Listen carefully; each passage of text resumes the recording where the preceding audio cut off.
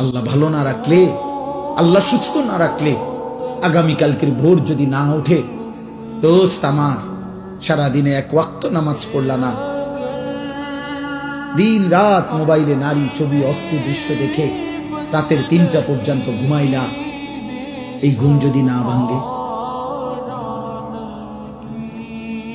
এই রাত যদি আর ভোর না হয়, তোমার চোখ যদি আর না মেলে আব্বা,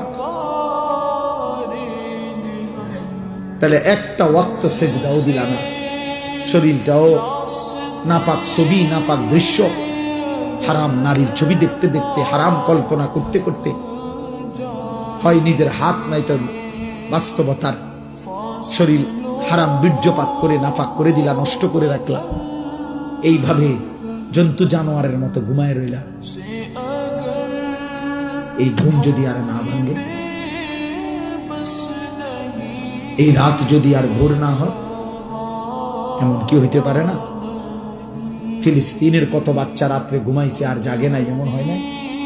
গাজার কত সন্তান, মায়ের কোলে এমন সন্তান, বাবার কোলে এমন সন্তান হারিয়ে যায় না? মাত্র 2 বৎসরে গাজায় ৭৫,০০০-এর চাইতে বেশি ইমানদার মুসলমান শাহাদাত বরণ করছে। এমন শাহাদাত, এমন মৃত্যু আমাদের কি হইতে পারে না? অতএব আমি অনুরোধ করি, একটা ছেলেকে বললাম, যদি বিবেক থাকে আজকে সেজদা দাও, আজকে এখান থেকে গিয়ে ঘরে যাইও না, মসজিদে যাও।